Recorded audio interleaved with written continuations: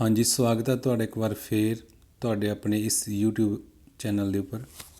अज आप गल करांगे भारत के भूगोल संबंधी। ठीक है, इंडियन जियोग्राफी का एक बहुत इंपॉर्टेंट जिहड़ा चैप्टर हैगा भारत जल प्रणाली नदी तंत्र। ठीक है, जां इंडियन ड्रेनेज सिस्टम। ठीक है, one of the important topic हैगा इंडियन जियोग्राफी दे विचों। एक अजिहा टॉपिक हैगा जिहदे विचों हर बार एक दो क्वेश्चन जिहड़े लगभग हर एक कंपीटीटिव एग्जाम दे विच पुछे जांदे हैगे। ठीक है, तो तुसीं ध्यान दे नाल इन्हां जिहड़े आपां MCQs नूं हल करांगे, ध्यान दे नाल वेखना अखीर तक। ठीक है, समझण दी कोशिश करनी है ते नाल दी नाल बेशक तुसीं इन्हां नूं नोट कर दिओ। तो आओ आपां शुरू करदे हां अपने अज दे इस लैक्चर नूं। क्वेश्चन नंबर 1 है अपने कोल, बंगाल दे दुखांत सोरो ऑफ बंगाल के नाम नाल किस नदी नूं जाणिया जांदा है। ठीक है, वो किहड़ी नदी है जिन्हों बंगाल के दुखांत वजों जाणिया जांदा है, तो उस नदी का नाम है दामोदर नदी। ठीक है, दामोदर नदी नूं बंगाल के दुखांत वजों जाणिया जांदा है। प्रश्न नंबर 2 है अपने कोल, बिहार का दुखांत सोरो ऑफ बिहार के नाम नाल किस नदी नूं जाणिया जांदा है। ठीक है, बंगाल का दुखांत दामोदर नदी नूं कहा जाता सी। ठीक है, तो बिहार का दुखांत किस नूं कहा जाता है, कोसी नदी नूं। जो कोसी नदी है उन्होंने सोरो ऑफ बिहार कहा जाता है। प्रश्न नंबर 3 है अपने कोल,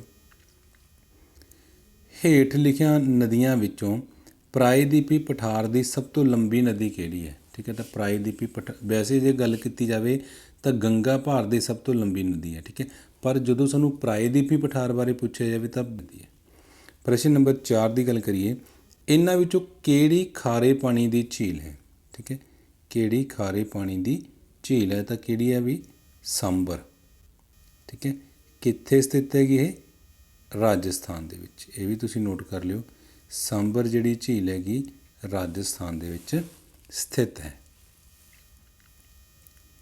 प्रश्न नंबर 5 है इस तो बाद अपने कोल, हेठ लिखिया नदियां विचों किहड़ी नदी दराड़ घाटी विचों गुजरती है। ठीक है, दराड़ घाटी दे विच गुजरन वाली जिहड़ी नदी हैगी वो है तापी। ठीक है, नर्मदा ते ताप्ती जिहड़ियां नदियां ने वो दराड़ घाटियां दे विचों गुजरन वालियां नदियां ने।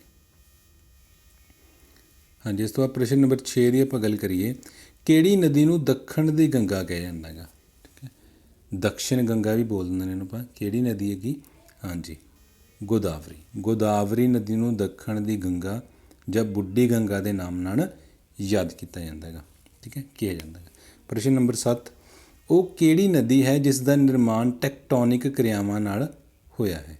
ठीक है, वो किहड़ी नदी है। ठीक है, इत्थे वैसे झील होना सी, नदी नहीं। तुसीं झील लिख लिओ, वो किहड़ी झील है जिसका निर्माण टैक्टोनिक क्रियावां दे नाल होया है। हाँ जी, तो किहड़ी हैगी भी, वो हैगी बुलर झील। ठीक है, किहड़ी झील, बुलर झील। नोट कर ले तुसीं इहनूं। प्रश्न नंबर 8 है अपने कोल, गोदावरी नदी महाराष्ट्र के किस जिले विचों उपजती है। ठीक है, जी गोदावरी नदी हैगी वो महाराष्ट्र का किहड़ा जिला है जिथों उसका जन्म होंदा है। हाँ जी, उस जिले का नाम है नासिक।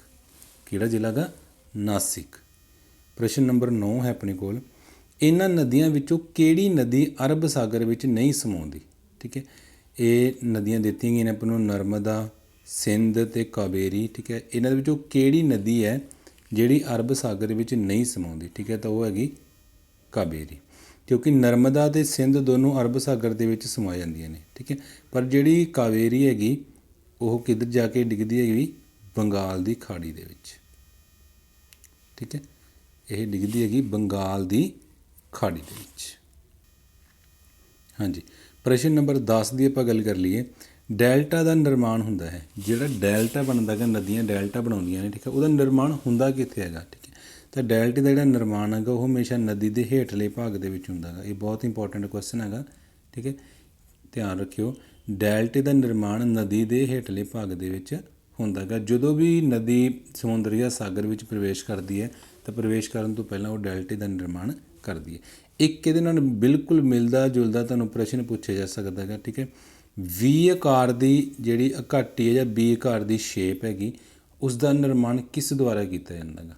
ठीक है, तो वी आकार की जिहड़ी शेप उहनूं आपां डेल्टा बोल देंगे, तो इहदा ਜਿਹੜਾ ਨਿਰਮਾਣ ਹੈ ਉਹ ਨਦੀਆਂ ਦੇ ਰਾਹੀਂ ਹੁੰਦਾ ਗਾ, ਜਾਂ ਪਾਣੀ ਲਿਖਿਆ ਤਾਂ ਪਾਣੀ ਵੀ ਆਪਾਂ ਟਿਕ ਕਰਾਂਗੇ। ਠੀਕ ਹੈ, ਪਾਣੀ ਦੇ ਦੁਆਰਾ ਵੀ ਜਿਹੜੀ ਸ਼ਕਲ ਦੀ ਘਾਟੀ ਹੈ ਜਾਂ ਵੀ ਸ਼ੇਪ ਦੀ ਘਾਟੀ ਹੈ ਉਹਦਾ ਨਿਰਮਾਣ ਪਾਣੀ ਦੁਆਰਾ ਕੀਤਾ ਜਾਂਦਾ ਗਾ। ਪ੍ਰਸ਼ਨ ਨੰਬਰ 11 ਹੈ ਆਪਣੇ ਕੋਲ, ਹੇਠ ਲਿਖਿਆਂ ਵਿੱਚੋਂ ਬ੍ਰਹਮਪੁੱਤਰ ਕਿਸ ਦਾ ਨਾਮ ਹੈ। ਠੀਕ ਹੈ, ਜਿਹੜਾ ਬ੍ਰਹਮਪੁੱਤਰ ਹੈਗਾ, ਬ੍ਰਹਮਪੁੱਤਰ ਜਿਹੜਾ ਦਰਿਆ ਹੈਗਾ ਉਹਨੂੰ ਹੋਰ ਕਿਸ ਨਾਮ ਨਾਲ ਬੁਲਾਇਆ ਜਾਂਦਾ ਹੈਗਾ, ਤਾਂ ਉਹਨੂੰ ਕਿਹਾ ਜਾਂਦਾ ਹੈਗਾ ਤਸਾਂਗਪੋ। ਬ੍ਰਹਮਪੁੱਤਰ ਨੂੰ ਹੋਰ ਕਿਸ ਨਾਮ ਨਾਲ ਜਾਣਿਆ ਜਾਂਦਾ ਹੈਗਾ, ਤਸਾਂਗਪੋ। ਪ੍ਰਸ਼ਨ ਨੰਬਰ 12 ਹੈ ਆਪਣੇ ਕੋਲ, ਰਾਇਲ ਬੰਗਾਲ ਟਾਈਗਰ ਭਾਰਤ ਦੇ ਕਿਸ ਹਿੱਸੇ ਵਿੱਚ ਪਾਏ ਜਾਂਦੇ। ਇਹ ਬਹੁਤ ਇੰਪੋਰਟੈਂਟ ਕੁਐਸਚਨ ਹੈਗਾ। ਠੀਕ ਹੈ, ਜਿਹੜੇ ਰਾਇਲ ਬੰਗਾਲ ਟਾਈਗਰ ਨੇ ਉਹ ਭਾਰਤ ਦੇ ਕਿਹੜੇ ਹਿੱਸੇ ਵਿੱਚ ਪਾਏ ਜਾਂਦੇ ਹੈਗੇ, ਸੁੰਦਰਬਨ ਡੈਲਟਾ ਦੇ ਵਿੱਚ। ਪ੍ਰਸ਼ਨ ਨੰਬਰ 13 ਹੈ ਆਪਣੇ ਕੋਲ, ਗੰਗਾ ਨਦੀ ਦੀ ਕੁੱਲ ਲੰਬਾਈ ਕਿੰਨੀ ਹੈ। ਠੀਕ ਹੈ, ਜਿਹੜੀ ਗੰਗਾ ਨਦੀ ਹੈ ਉਹਦੀ ਕੁੱਲ ਲੰਬਾਈ ਕਿੰਨੀ ਹੈ, 2500 ਕਿਲੋਮੀਟਰ। ਠੀਕ ਹੈ, ਇੱਥੇ ਇੱਕ ਆਪਸ਼ਨ ਹੋਰ ਲਿਖ ਲਓ, 2525 ਕਿਲੋਮੀਟਰ। ਠੀਕ ਹੈ, ਇਹ ਤੁਸੀਂ ਧਿਆਨ ਰੱਖਣਾ ਹੈਗਾ। ਅਗਰ 2500 ਕਿਲੋਮੀਟਰ ਆਪਸ਼ਨ ਹੋਈ ਤਾਂ ਅਸੀਂ 2500 ਟਿਕ ਕਰਾਂਗੇ, ਅਗਰ 2525 ਵੀ ਹੋਈ ਤਾਂ ਫਿਰ ਅਸੀਂ ਇਸ ਨੂੰ ਟਿਕ ਕਰਾਂਗੇ। ਠੀਕ ਹੈ, ਇਹ ਰੱਖ ਲਓ, ਕਿਉਂਕਿ ਕਈ ਬੁੱਕਸ ਦੇ ਵਿੱਚ 2500 ਕਿਲੋਮੀਟਰ ਦਿੱਤਾ ਗਾ ਅਤੇ ਕਈਆਂ ਦੇ ਵਿੱਚ 2525 ਕਿਲੋਮੀਟਰ ਵੀ ਹੈ। ਅਤੇ ਚੇਤੇ ਰੱਖਿਓ, ਗੰਗਾ ਭਾਰਤ ਦੀ ਸਭ ਤੋਂ ਲੰਬੀ ਨਦੀ ਹੈ। ਠੀਕ ਹੈ, ਪ੍ਰਸ਼ਨ ਨੰਬਰ 14 ਆਪਣੇ ਕੋਲ, ਸਹੀ ਵਿਕਲਪ ਚੁਣੋ, ਭਾਰਤ ਦੇ ਪੂਰਬੀ ਘਾਟ ਵਿੱਚ ਸਥਿਤ 2 ਖਾਰੀਆਂ ਝੀਲਾਂ ਦੇ ਨਾਮ। ਠੀਕ ਹੈ, ਜਿਹੜੀਆਂ ਕਿੱਧਰ ਸਥਿਤ ਨੇ, ਪੂਰਬੀ ਘਾਟ ਦੇ ਵਿੱਚ ਸਥਿਤ ਨੇ। ਤਾਂ ਕਿਹੜੀ ਹੈਗੀ, ਇੱਕ ਚਿਲਕਾ ਹੋ ਗਈ। ਠੀਕ ਹੈ, ਦੂਸਰਾ ਪੁਲੀਕਟ। ਜਿਹੜੀ ਚਿਲਕਾ ਝੀਲ ਹੈ ਉੜੀਸਾ ਦੇ ਵਿੱਚ ਹੈਗੀ। ਠੀਕ ਹੈ, ਅਤੇ ਜਿਹੜੀ ਪੁਲੀਕਟ ਝੀਲ ਹੈਗੀ ਇਹ ਕੋਰੋਮੰਡਲ ਤੱਟ ਦੇ ਵਿੱਚ ਸਥਿਤ ਹੈਗੀ, ਉੱਥੇ ਆ ਜਾਂਦੀ ਹੈਗੀ। ਪ੍ਰਸ਼ਨ ਨੰਬਰ 15, ਗੰਗਾ ਐਕਸ਼ਨ ਪਲਾਨ 1। ਇਹ ਵੀ ਬਹੁਤ ਇੰਪੋਰਟੈਂਟ ਕੁਐਸਚਨ ਹੈ, ਟਿਕ ਕਰ ਲਿਓ। ਹਮੇਸ਼ਾ ਪੁੱਛਿਆ ਜਾਂਦਾ ਗੰਗਾ ਐਕਸ਼ਨ ਪਲਾਨ ਕਦੋਂ ਸ਼ੁਰੂ ਕੀਤਾ ਗਿਆ। ਠੀਕ ਹੈ, ਤਾਂ ਇਹ ਕਦੋਂ ਸ਼ੁਰੂ ਕੀਤਾ ਗਿਆ ਸੀ, 1986 ਦੇ ਵਿੱਚ। ਠੀਕ ਹੈ, ਅਤੇ ਸ਼ੁਰੂ ਕਿਹਨੇ ਕੀਤਾ ਸੀ ਵੀ, ਇਹ ਕੀਤਾ ਸੀ ਪ੍ਰਧਾਨ ਮੰਤਰੀ ਰਾਜੀਵ ਗਾਂਧੀ ਨੇ। ਠੀਕ ਹੈ, ਰਾਜੀਵ ਗਾਂਧੀ ਜਿਹੜੇ ਕਿ ਭਾਰਤ ਦੇ ਪ੍ਰਧਾਨ ਮੰਤਰੀ ਸੀ ਉਸ ਸਮੇਂ, ਉਹਨਾਂ ਨੇ 1986 ਦੇ ਵਿੱਚ ਇਸ ਨੂੰ ਸ਼ੁਰੂ ਕੀਤਾ ਸੀ। ਠੀਕ ਹੈ, ਗੰਗਾ ਨਦੀ ਨੂੰ ਪ੍ਰਦੂਸ਼ਣ ਤੋਂ ਬਚਾਉਣ ਦੇ ਲਈ।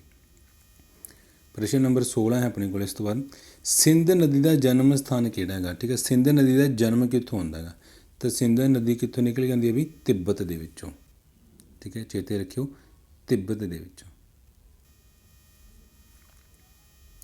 ਪ੍ਰਸ਼ਨ ਨੰਬਰ 17 ਇਸ ਤੋਂ ਬਾਅਦ ਆਪਣੇ ਕੋਲ, ਇਹਨਾਂ ਨਦੀਆਂ ਵਿੱਚੋਂ ਸੰਸਾਰ ਦੀ ਸਭ ਤੋਂ ਵੱਡੀ ਨਦੀ ਕਿਹੜੀ ਹੈ। ਠੀਕ ਹੈ, ਹਾਂਜੀ, ਗੰਗਾ, ਅਮੇਜ਼ਨ, ਨੀਲ ਜਾਂ ਇਹਨਾਂ ਵਿੱਚੋਂ ਕੋਈ ਨਹੀਂ। ਹਾਂਜੀ, ਸੰਸਾਰ ਦੀ ਸਭ ਤੋਂ ਵੱਡੀ ਨਦੀ ਹੈ ਅਮੇਜ਼ਨ। ਠੀਕ ਹੈ, ਅਮੇਜ਼ਨ ਸੰਸਾਰ ਦੀ ਸਭ ਤੋਂ ਵੱਡੀ ਨਦੀ ਹੈ, ਜਿਹਦੀ ਕਿ ਜਿਹੜੀ ਲੰਬਾਈ ਦੀ ਗੱਲ ਕਰੀਏ ਆਪਾਂ ਤਾਂ 6575 ਕਿਲੋਮੀਟਰ ਇਸ ਨਦੀ ਦੀ ਲੰਬਾਈ ਹੈ, 6575 ਕਿਲੋਮੀਟਰ। ਅਤੇ ਹੁਣ ਵੱਡੀ ਕਿਉਂ ਹੈਗੀ, ਇਹ ਧਿਆਨ ਨਾਲ ਸੁਣ ਲਿਓ। ਠੀਕ ਹੈ, ਕਿਉਂਕਿ ਅਮੇਜ਼ਨ ਦੇ ਅਧੀਨ ਜਿਹੜਾ ਰਕਬਾ ਆਉਂਦਾ ਗਾ, ਜਿਹਨੂੰ ਜਿੱਥੋਂ ਇਹਨੂੰ ਪਾਣੀ ਮਿਲਦਾ ਜਾਂ ਜਿੱਥੇ ਇਹ ਸਿੰਜਦੀ ਹੈ ਜਿਹੜਾ ਏਰੀਆ। ਠੀਕ ਹੈ, ਉਹ ਏਰੀਆ ਬਹੁਤ ਜ਼ਿਆਦਾ ਵੱਡਾ ਗਾ, ਉਹ ਹੈ 70 ਲੱਖ ਵਰਗ ਕਿਲੋਮੀਟਰ। ਠੀਕ ਹੈ, ਇੰਨੇ ਵੱਡੇ ਏਰੀਆ ਨੂੰ ਇਹ ਕਵਰ ਕਰਦੀ ਹੈ ਕਿ ਇਸ ਕਰਕੇ ਇਹ ਦੁਨੀਆ ਦੀ ਸਭ ਤੋਂ ਵੱਡੀ ਨਦੀ ਹੈ। 70 ਲੱਖ ਵਰਗ ਕਿਲੋਮੀਟਰ ਏਰੀਆ। ਠੀਕ ਹੈ, ਇਹਦਾ ਡਰੇਨੇਜ ਬੇਸਨ ਹੈਗਾ। ਜੇ ਆਪਾਂ ਲੰਬੀ ਦੀ ਗੱਲ ਕਰਦੀ ਹੈ, ਸੰਸਾਰ ਦੀ ਸਭ ਤੋਂ ਲੰਬੀ ਨਦੀ, ਫਿਰ ਆਪਾਂ ਲਿਖਦੇ ਨੀਲ। ਠੀਕ ਹੈ, ਜਿਹੜੀ ਕਿ ਤਕਰੀਬਨ ਆਪਾਂ ਗੱਲ ਕਰੀਏ ਤਾਂ 6650 ਕਿਲੋਮੀਟਰ ਲੰਬੀ ਹੈਗੀ। ਪ੍ਰਸ਼ਨ ਨੰਬਰ 18 ਦੀ ਗੱਲ ਕਰੀਏ, ਕਿਸ ਸਥਾਨ 'ਤੇ ਸਤਲੁਜ, ਰਾਵੀ, ਬਿਆਸ, ਝਨਾਬ ਅਤੇ ਜੇਹਲਮ ਨਦੀਆਂ ਇਕੱਠੀਆਂ ਮਿਲ ਕੇ ਸਿੰਧ ਨਦੀ ਵਿੱਚ ਮਿਲਦੀਆਂ ਨੇ। ਠੀਕ ਹੈ, ਪਹਿਲਾਂ ਦੇਖੋ ਇਹ 5 ਜਿਹੜੀਆਂ ਨਦੀਆਂ ਨੇ ਆਪਸ ਦੇ ਵਿੱਚ ਮਿਲਦੀਆਂ ਨੇ। ਇਸ ਤੋਂ ਬਾਅਦ ਇੱਕ ਸਥਾਨ ਹੈਗਾ ਜਿੱਥੇ 5 ਨਦੀਆਂ ਆ ਕੇ, ਠੀਕ ਹੈ, ਕਿਹੜੀ ਨਦੀ ਨਾਲ ਮਿਲ ਜਾਂਦੀਆਂ ਨੇ, ਸਿੰਧ ਨਦੀ ਦੇ ਨਾਲ। ਤਾਂ ਜਿੱਥੇ ਇਹ ਸਥਾਨ 'ਤੇ ਮਿਲਦੀਆਂ ਨੇ ਉਸ ਸਥਾਨ ਦਾ ਨਾਮ ਹੈਗਾ ਮਿਠਨਕੋਟ। ਹਾਂਜੀ, ਉਹਦਾ ਕੀ ਨਾਮ ਹੈਗਾ ਵੀ, ਮਿਠਨਕੋਟ। ਇਹਨੂੰ ਕੋਟ ਮਿਠਨ ਵੀ ਬੋਲ ਦਿੰਦੇ ਹੈਗੇ। ਠੀਕ ਹੈ, ਕੋਟ ਮਿਠਨ। ਇਹ ਸਥਾਨ ਹੈ ਕਿੱਥੇ ਵੀ, ਇਹ ਹੈ ਪਾਕਿਸਤਾਨ ਦੇ ਵਿੱਚ। ਠੀਕ ਹੈ, ਇਹ ਤੁਸੀਂ ਧਿਆਨ ਰੱਖਣਾ ਹੈਗਾ, ਕਿੱਥੇ ਹੈ, ਪਾਕਿਸਤਾਨ ਦੇ ਵਿੱਚ। ਪ੍ਰਸ਼ਨ ਨੰਬਰ 19 ਆਪਣੇ ਕੋਲ, ਬੁੱਲਰ ਝੀਲ ਕਿਸ ਰਾਜ ਵਿੱਚ ਸਥਿਤ ਹੈ। ਹਾਂ, ਜਿਹੜੀ ਬੁੱਲਰ ਝੀਲ ਹੈਗੀ ਵੀ ਇਹ ਜੰਮੂ ਕਸ਼ਮੀਰ ਦੇ ਵਿੱਚ ਸਥਿਤ ਹੈ ਅਤੇ ਇਹਦੀ ਜਿਹੜੀ ਲੰਬਾਈ ਹੈ ਤਕਰੀਬਨ 16 ਕਿਲੋਮੀਟਰ ਹੈ। ਠੀਕ ਹੈ, ਬੁੱਲਰ ਝੀਲ ਜੰਮੂ ਕਸ਼ਮੀਰ ਦੇ ਵਿੱਚ ਸਥਿਤ ਹੈ ਅਤੇ ਤਕਰੀਬਨ 16 ਕਿਲੋਮੀਟਰ ਲੰਬੀ ਹੈ। ਪ੍ਰਸ਼ਨ ਨੰਬਰ 20, ਕ੍ਰਿਸ਼ਨਾ ਨਦੀ ਉੱਤੇ ਕਿਹੜਾ ਡੈਮ ਬਣਿਆ ਹੈ? ਹਾਂਜੀ, ਹੁਣ ਡੈਮਾਂ ਦੀ ਆਪਾਂ ਗੱਲ ਕਰਾਂਗੇ। ਕ੍ਰਿਸ਼ਨਾ ਨਦੀ 'ਤੇ ਜਿਹੜਾ ਡੈਮ ਬਣੇਗਾ ਉਹਦਾ ਨਾਮ ਕੀ ਹੈਗਾ? ਉਹਦਾ ਨਾਮ ਹੈਗਾ ਨਾਗਾਰਜੁਨ ਸਾਗਰ। ਬਣਿਆ ਕਿੱਥੇ ਹੈਗਾ ਵੀ? ਇਹ ਬਣਿਆ ਹੈਗਾ ਆਂਧਰਾ ਪ੍ਰਦੇਸ਼ ਦੇ ਵਿੱਚ। ਠੀਕ ਹੈ, ਇਹ ਵੀ ਤੁਸੀਂ ਨੋਟ ਕਰ ਲਿਓ, ਕਈ ਵਾਰੀ ਪੁੱਛ ਲੈਂਦੇ ਨੇ। ਠੀਕ ਹੈ, ਕਿੱਥੇ ਬਣਿਆ ਹੈਗਾ? ਆਂਧਰਾ ਪ੍ਰਦੇਸ਼ ਦੇ ਵਿੱਚ। ਪ੍ਰਸ਼ਨ ਨੰਬਰ 21 ਦੀ ਆਪਾਂ ਗੱਲ ਕਰ ਲਈਏ। ਮਹਾਨਦੀ ਉੱਤੇ ਕਿਹੜਾ ਬਹੁ ਉਦੇਸ਼ੀ ਨਦੀ ਘਾਟੀ ਪ੍ਰੋਜੈਕਟ ਬਣਾਇਆ ਗਿਆ ਹੈਗਾ? ਠੀਕ ਹੈ, ਜਿਹੜਾ ਮਹਾਨਦੀ ਦੇ ਉੱਪਰ ਬਣਿਆ ਹੈਗਾ ਤਾਂ ਇਹਦਾ ਨਾਮ ਹੈਗਾ ਵੀ ਹੀਰਾਕੁੰਡ ਡੈਮ। ਠੀਕ ਹੈ, ਹੀਰਾਕੁੰਡ ਡੈਮ। ਅਤੇ ਇਹ ਕਿੱਥੇ ਹੈਗਾ? ਇਹ ਹੈ ਉੜੀਸਾ ਦੇ ਵਿੱਚ। ਠੀਕ ਹੈ, ਉੜੀਸਾ ਦੇ ਵਿੱਚ ਹੈ ਅਤੇ ਇਹਦੀ ਜਿਹੜੀ ਲੰਬਾਈ ਹੈ ਤਕਰੀਬਨ 15 ਕਿਲੋਮੀਟਰ ਹੈ। ਠੀਕ ਹੈ, ਇਹ ਵੀ ਯਾਦ ਰੱਖ ਲਿਓ ਕਿੰਨੀ ਹੈ ਵੀ? 15 ਕਿਲੋਮੀਟਰ। ਅਤੇ ਭਾਰਤ ਦਾ ਤਕਰੀਬਨ ਸਭ ਤੋਂ ਲੰਬਾ ਡੈਮ ਹੈਗਾ ਹੀਰਾਕੁੰਡ ਡੈਮ। ਜਦੋਂ ਡੈਮ ਦੀ ਆਪਾਂ ਗੱਲ ਕਰਦੇ ਨਾ ਤਾਂ ਤੁਹਾਨੂੰ ਇੱਕ ਤਾਂ ਨਦੀ ਦਾ ਨਾਮ, ਠੀਕ ਹੈ, ਦੂਸਰਾ ਉਸ ਨਦੀ 'ਤੇ ਕਿਹੜਾ ਬੰਦ ਬਣਿਆ ਹੈਗਾ ਜਾਂ ਡੈਮ ਬਣਿਆ ਹੈਗਾ ਉਹ ਤੁਹਾਨੂੰ ਜ਼ਰੂਰ ਪਤਾ ਹੋਣਾ ਚਾਹੀਦਾ, ਕਿਉਂਕਿ ਪੇਪਰ ਦੇ ਵਿੱਚ ਇਹੋ ਜਿਹੇ ਕੁਐਸਚਨ ਪੁੱਛੇ ਜਾ ਸਕਦੇ ਆ ਤੁਹਾਨੂੰ। ਇਸ ਤੋਂ ਬਾਅਦ ਪ੍ਰਸ਼ਨ ਨੰਬਰ 22 ਹੈ ਆਪਣੇ ਕੋਲ। ਸਤਲੁਜ ਨਦੀ ਉੱਤੇ ਕਿਹੜਾ ਨਦੀ ਘਾਟੀ ਪ੍ਰੋਜੈਕਟ ਬਣਿਆ ਹੈ? ਠੀਕ ਹੈ, ਸਤਲੁਜ ਨਦੀ 'ਤੇ ਕਿਹੜਾ ਬਣਿਆ ਵੀ? Bhakra dam, Bhakra Nangal dam. ਠੀਕ ਹੈ, ਨੰਗਲ ਇੱਕ ਸਥਾਨ ਹੈਗਾ। ਵੈਸੇ ਇਹ ਜਿਹੜਾ ਡੈਮ ਹੈਗਾ ਕਿਹੜੇ ਜ਼ਿਲ੍ਹੇ ਦੇ ਵਿੱਚ ਸਥਿਤ ਹੈਗਾ? ਪੰਜਾਬ ਦੇ ਰੂਪਨਗਰ ਜ਼ਿਲ੍ਹੇ ਦੇ ਵਿੱਚ, ਰੋਪੜ ਦੇ ਵਿੱਚ। ਹਾਂਜੀ, ਪ੍ਰਸ਼ਨ ਨੰਬਰ 23 ਦੀ ਆਪਾਂ ਗੱਲ ਕਰੀਏ। ਸਲਾਲ ਪ੍ਰੋਜੈਕਟ ਕਿਸ ਨਦੀ ਉੱਤੇ ਸਥਿਤ ਹੈ? ਜਿਹੜਾ ਸਲਾਲ ਪ੍ਰੋਜੈਕਟ ਹੈ ਇਹ ਚਨਾਬ ਨਦੀ ਉੱਤੇ ਸਥਿਤ।